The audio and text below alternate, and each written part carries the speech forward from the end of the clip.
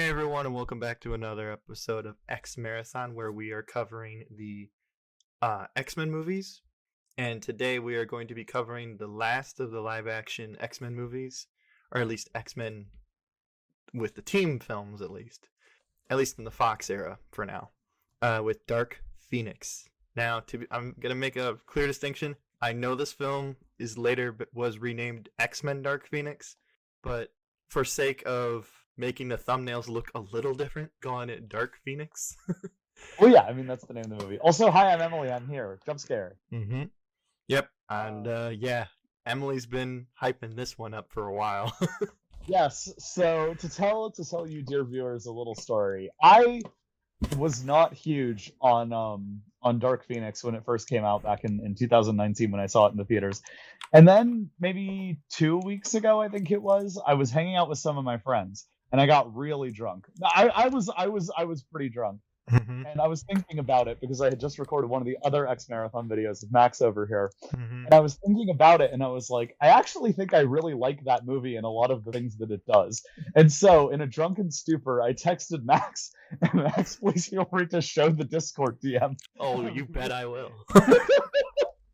Of me being like, Max, I think Dark Phoenix is actually good. Sorry, one of my favorite things about that video is you trying to say, like, hey everybody, say hi to my friend Max. You pan the camera over. Everybody is just so still, like not paying attention, just like, all right, we're not doing that. Guys, I'm taking a video for my friend Max. I apologize. Yeah, hi, guys, this is for Max. Max, I'm having another beer in your honor because you told me to make bad choices, and this is definitely a bad one. So yeah. Woo! I was like, oh, the secondhand embarrassment I felt from across like states was crazy. So at any rate, the next morning while I was mildly hungover and making coffee, I was thinking about it and I was like, I actually think Drunk Me had a point. Dark Phoenix is a pretty good movie when it's not being boring. That's my take on it. Okay, I have to disagree. I thought this movie was fine at moments. It has good moments, it has good things in it. I just think that this is the most bland X-Men film out there. But I do sort of agree. I do think this movie is easily one of the blandest and most boring X-Men movies in its worst moments. But I think it's one of those movies where the more I think on the decisions that they made and some of the individual scenes, I do think that it was a movie that, at least in concept, I respect a lot. I think a lot of the ideas are better in concept than they were in X3. I liked the way that they set stuff up more. I think the real thing is just the movie feels so low energy all the time that it's hard to get invested. Oh yeah, that is a huge problem with this film. It has no like style to it. It feels very like paint by numbers filmmaking. It has the energy of like a post Endgame MCU film. I agree with like most of that, in that I do think that there's some that do have their own like style, but it also comes down to the idea that this film doesn't really have a director, because like the writer of all the X-Men films basically just stepped up and decided, hey, I'm gonna direct this film now. And you can really tell because there's a lot of like rookie mistakes. Yeah, which is funny because, again, the writing isn't where I have an issue with this movie. I actually think a lot of the concepts that they introduce here are good. I think that this way of telling Jean's story and the actual writing decisions that were made, where we're kind of taking a more critical eye on Charles than anything else, I like that. I think that that was a good idea. I think that this was not the director to bring that concept to life, and I think that there's a reason that this guy was a screenwriter and not a director. Yeah, one of the things that you don't ever want to have happen on your film set is for one particular part thing to take over the director and basically be better than the director. And there's moments in this film where I'm like, I feel like the actors or the stunt team or hell, the score for this film just pops way off and just like is like really good, but like what's actually being shown on screen is just fine. And admittedly, like, I'm just going to talk about some like technical stuff real quick. I really like the score for this film. It's Hans Zimmer. There's a lot of like ways he does themes, and he gives Jean like an actual like music, and actually like the Phoenix Force has like feeling behind it. However, that's also a problem because this movie never has a quiet moment.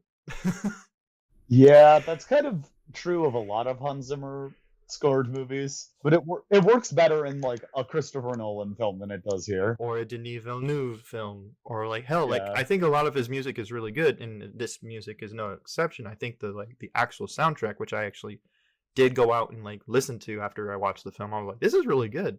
However, like when you watch the film, it's just put in there, and it's like, man, this movie never knows when to shut up, but it's like nothing's going on. Yeah. So you get like like Hans Zimmer's traditional like all female choir kind of thing, but it's just like, okay, what is this supposed to represent here? Yeah. I And think that that's a really good kind of example of what I do think is like the primary issue with this movie was that it was a lot of individual good parts that mhm, fail to come together because of a lack of a central unifying creative vision. exactly, that's a great point. The acting is good. The writing, I think, had a lot of good ideas. Hmm. I do think the writing is decent. I agree. I think the music is good. I think some of the some of the ideas with like the stunt team and stuff were cool. There's a fight scene towards the end where Nightcrawler kills a bunch of people that was fucking sick as hell. I One of the only good action sequences in the entire movie. I agree. That's the only good action sequence in the film, and it really feels like again the stunt team was just like, look, we need a new third act.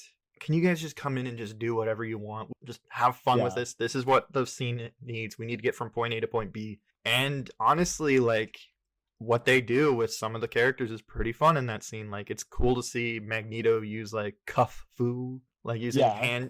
handcuffs to like individually take people out. I thought that was really cool. I like getting to see Beast and Storm do some stuff there. Again, you brought up Yeah. Nightcrawler, but it also brings up like another thing I have a problem with this film. It just feels very like mundane and like its scope. Like this is the Dark Phoenix saga we're doing again.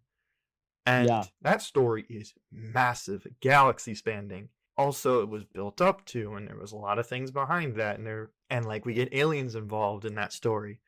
And with this film, most of the action scenes take place in like a street. Yeah, there are really weird choices made, which sucks because I feel like if this creative, I don't remember Simon Kinberg. Simon Kinberg. I feel like if he had just taken more time to perfect the script and they had just hired an actual director to take on this project, Mm-hmm. there would have been a lot of opportunities to do really cool stuff. I agree. There are individual moments of clear brilliance on behalf of those small parts. There are moments where the writing is fantastic. Magneto has this interaction with Charles where towards the end of the film where Charles is trying to convince Jean to like come back to the X Mansion, Mm-hmm. and Magneto basically has this whole thing of like there's always a speech of Charles is always trying to justify his own behavior, Mm-hmm. but when he does shitty things for the greater good, he just tries to write it off. And Yeah. there's no amount of speeching that can get him out of that. Yeah. And I felt like that was a really compelling and cool scene to have happen. Mm-hmm. There and like, there are individually good action sequences and there are individually good acting performances. I think Sophie Turner was a good choice for Jean Grey, and I think that I liked her in this movie. Okay, I will say this. I wasn't a big fan of Sophie Turner in Apocalypse. I just thought she was kind of bland. I really think that this was the movie that got to show her flex a little bit of acting muscle and like, okay, I'm the lead. I have this really interesting like arc and power going on, and there's a lot of different layers that I can play it with. And I think she does a great job. My problems are not with her. I think they missed a beat in not focusing a little bit more on Scott as well. Yeah, he's really not in that movie as much as you would think he would be. Or would hope for that matter, because like one of the things that I like about Jean Grey is her relationship with Scott, because it is for the most part a very like they've definitely got some like rocky moments. Something at least in the comics, there's a lot of moments where it's just like, okay, their relationship is being tested, but through and through it, they always like stick together. And in this film, it's kind of there. Didn't want to focus on that, which I get, but also like it would have been nice to see that more. But it's also the thing of like there's no one you really like in this film then, because everybody's just kind of shitty. And if you were to have that one character with Scott who you genuinely like, and it's just like, I'm looking out for the person I care for. Like she has no one anymore. And the Right. idea of like him not being a bigger character in the film makes no sense to me, because like we don't want to like take away her agency in any way, but I just mean like when she's like full on God mode, it's kind of hard to relate to her at that point. So you need a character to kind of like be the viewpoint into like why we should care about this person. Because for the most part, I kind of side with Hank in the film for a lot of it, because he's definitely like, Charles, I told you this was gonna happen. Like what Yeah. the actual fuck? I admit the dark turn is a bit like, this is kind of rocky for Beast of all characters, but I kind of get in this movie and what they've been built up with that Raven relationship. I kind of get, but it's just like this doesn't feel like Beast to me because Beast is a man of logic and science, so him just going out and like doing things out of pure emotion just feels really out of character in my opinion. But I guess for the story they were like, well, we need to like have some fight between the X-Men of like, okay, Yeah. what should we do here? But I don't know. Like, Again, I will also defend.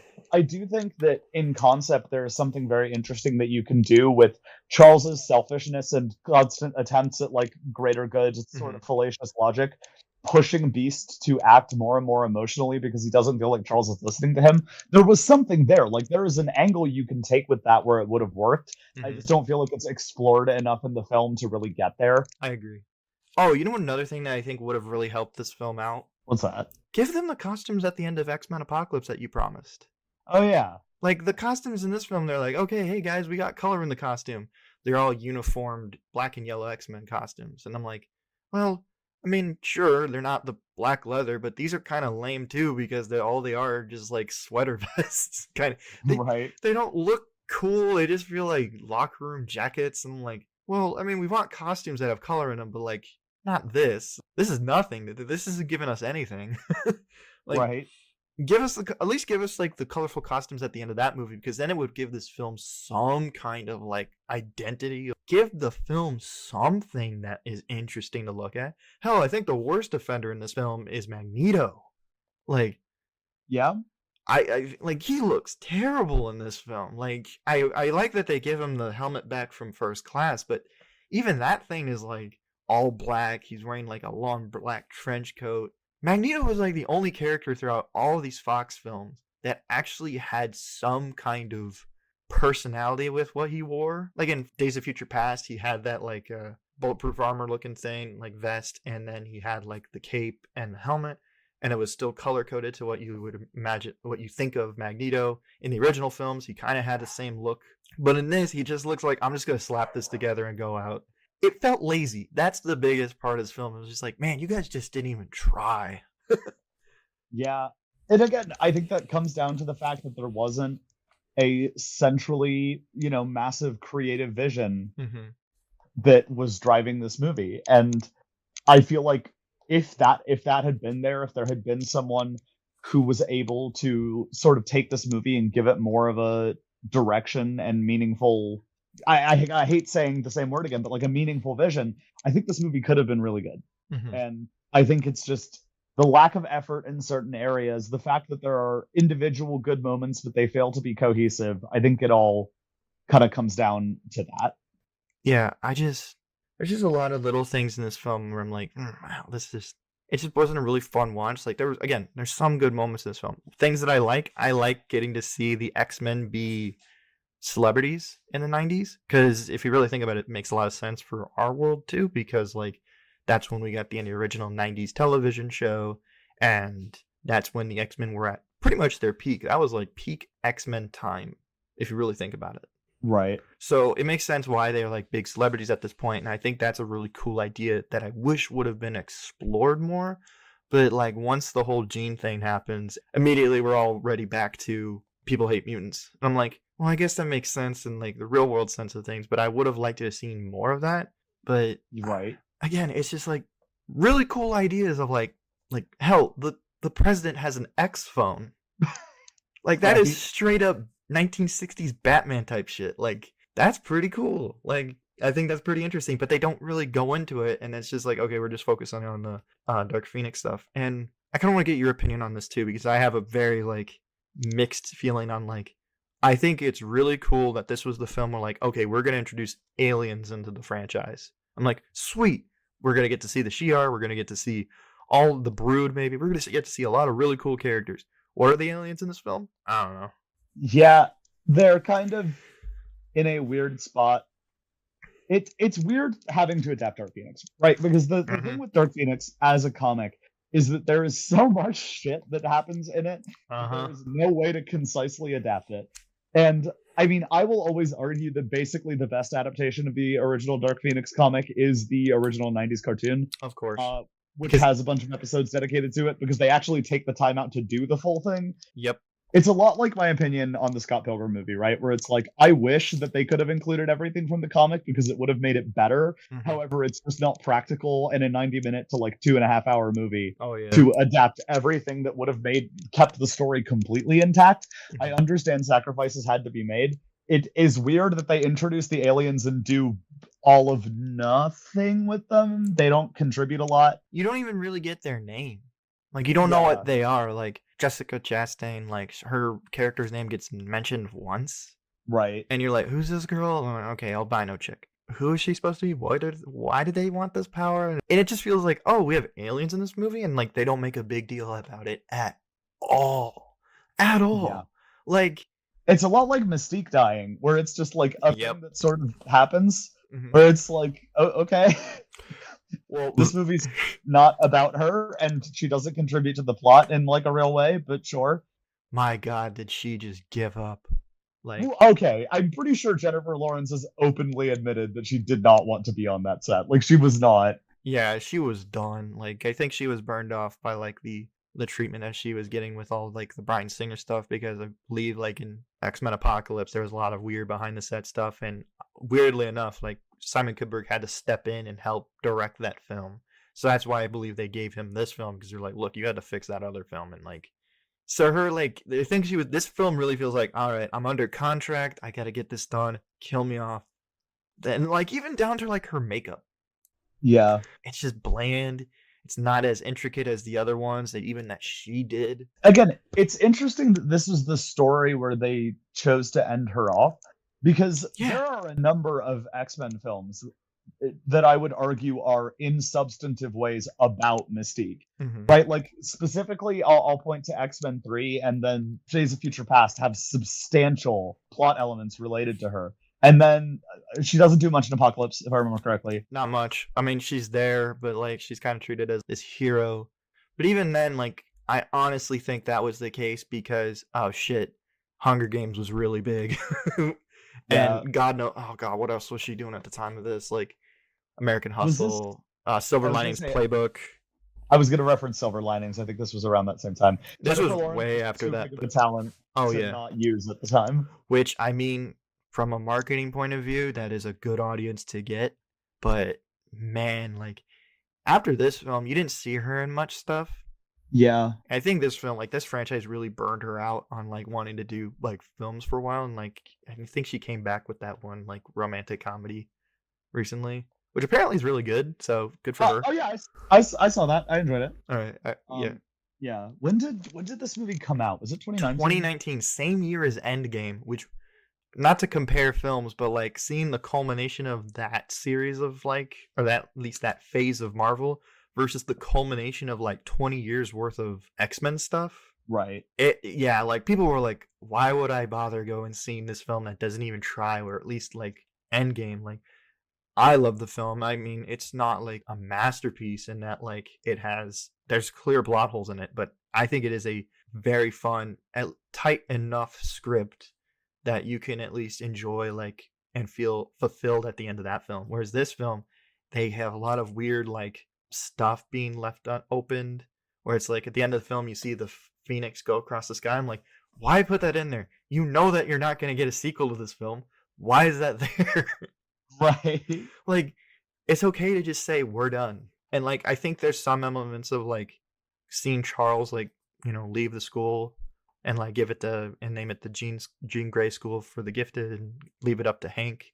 I think that's fine. I like how in hindsight this is the last time we get to see these versions of these characters just playing chess like always. And it's not like this like there's no hate or vitriol like, oh, just wait until they do this. It's more like, hey, you don't have a home anymore, let me open up my home to you.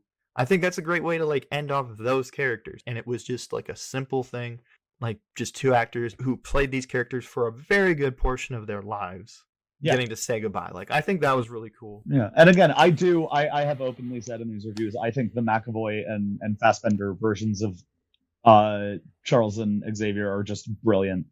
Like, I have absolutely loved those interpretations, and so it's nice that they get a nice little send off. Mm-hmm. It just kind of sucks for a lot of these actors because it was like, oh man, it's good. We're gonna actually get to see like the X-Men not just focusing on Wolverine for once, and we're gonna see all these characters and they don't really do anything with them. Storm is just in the background of this film, and I think the biggest crime that I have with this is just like, again, going to the action sequence in the film. They think, all right, we're gonna give an Omega level mutant with the ability to control the weather, and we're gonna have her fight a guy who can whip his dreads very far. Right. What? Like, what is going? It is weird. Storm's presence in this movie feels a little bit odd because it's like she was in Apocalypse, and love or hate Apocalypse, I'm more on the hate side. They do give Storm things to do in that movie. She's a character, and one thing I didn't get to express in the Apocalypse review is I like the idea that even she's such like a motherly matriarchal figure that she even like helps bring in Apocalypse and basically gets him off the street and helps him out, like at least for a bit in that film. I don't know if it was an intentional way of kind of showing that no, she is like this presence of like, I want to help people. I will help anybody off the street. Whereas in this film, like, not really. I mean, we'll get to cover like another X-Men thing after this, but there's an element in that TV show that they touch on, and I was like, oh, I never really thought of it like that, of like the X-Men being a family and them seeing each other as like brothers and sisters. And in this film, like, they don't even think about that. They're just like, it's just a person I go to class with and I'm on a team on. Right. So really, the whole like element of like we should really care about like Jean and want her to do well, kind of gets thrown out the window when it's like, I don't know if you guys really like this girl. Like, you guys just seem to tolerate her. Yeah. Like, you're just like, all right, she's got really good powers, and it's Scott's girlfriend. It's like that guy who brings his girlfriend into the friend group, and everybody just kind of has to like, all right, yeah, you're cool. Right. That's the feeling I got from these films. I really never thought that they liked each other like that. It's weird. It's a weird, awkward movie that I think had a lot of potential. I think if it had been executed well, it could have been one of the best X-Men films. Oh, dude. Yeah. And, like, I remember hearing that, like, there was a bunch of reasons why the film we got is the way it is. One of them being that they originally wanted to make this a two-parter. Yeah. They wanted to do the first half be with the Hellfire Club. Okay, see, that would have made sense. The Hellfire Club aren't even really in this movie. Not at all. Like, well, they gutted that from the film. And then the second half of the film would have been Shi'ar. Right. And that would have made more sense because you would have had time to adapt the whole thing. Yeah, and you also get the idea of like, okay, the X-Men are fighting to protect Jean in this situation. That makes sense. Whereas in this film, it's just like, well, they're all on a train together, and these guys in khakis are fighting us. Right. Like, even the aliens look like shit. They're like stuntmen with nice-looking khaki pants and a nice sweater vest. Like, it's just... Like, what is going on here? And like, apparently, another thing was the aliens were supposed to be Skrulls. Who cares? Sorry. Fantastic Four is so interesting to me. I love Skrulls. I love larger MCU lore. I am not at all bored by it. Okay, I know you're being sarcastic. Yes. This movie did come out before Secret Invasion, so at the time, I know.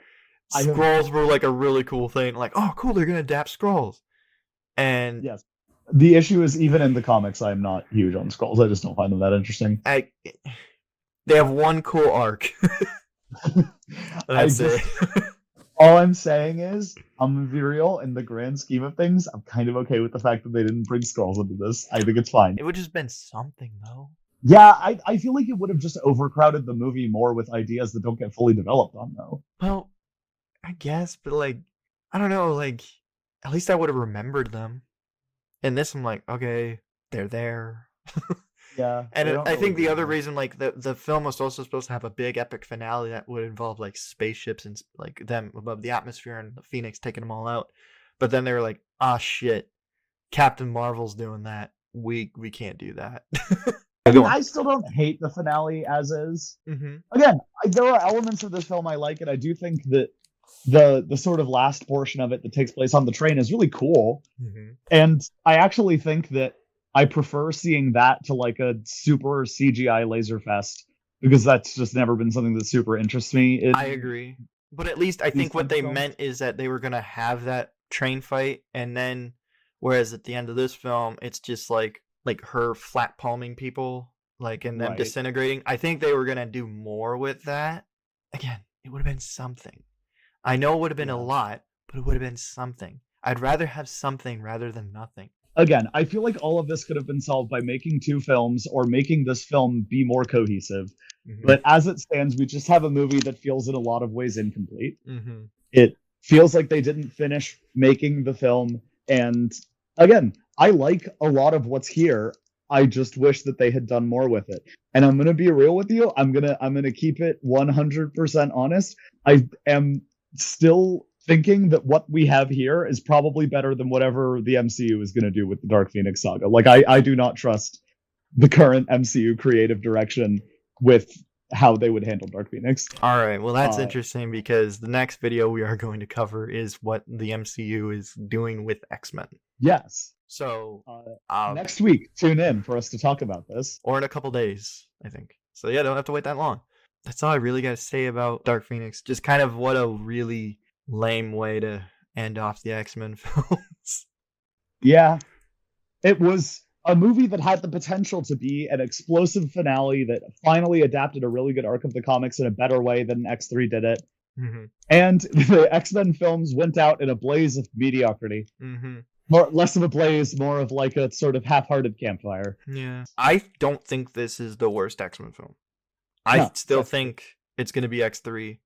I know I said at the time that I don't think this is the worst one, but after like actually reviewing most of these movies and being like, you know, and upon revisiting and doing a retrospective, yeah, X3 is really the one that kind of sucks. I don't think this film's much better, in my opinion. Oh, I think this film is much better because say what you will about Dark Phoenix being really lame and boring and lacking a cohesive direction, it had some ideas that were good.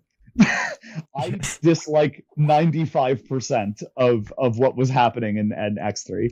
I think the mutant cure stuff was wildly mishandled and jammed in really awkwardly to the Dark Phoenix saga. I think the way they handled Jean in that movie is much more flagrantly offensive and awful.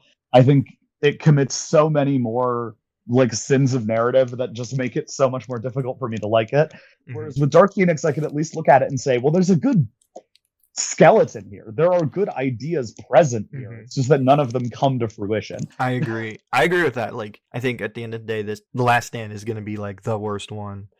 But I don't think this film was much better because at least with that film, I remember more from it, of it being bad. Like, there's a lot of bad elements in that. Like, characters are just completely like mishandled. But in this film, it's just like, well, I think it has some of the problems with like characters being completely mishandled, but it's also like, I don't remember much of it. It's like, I'm not going to remember this film at all. Like, I'm only gonna remember it because of like, shit, I gotta edit that. I mean, I remember it because I remember. So you don't have to. Again, yeah, I'm the nostalgia critic. Oh god, not the nostalgia critic. Actually, scratch that. I am not Doug Walker. Is this the fuck you of the review? Someone who has nothing to do with the X-Men films. Yes. Let's take a quick moment to say fuck you, Doug Walker. We're starting beef. It's the summer of beef where $1 Million Media versus Channel Awesome. Yeah, our little thing. Yeah. We are the underdogs here, folks.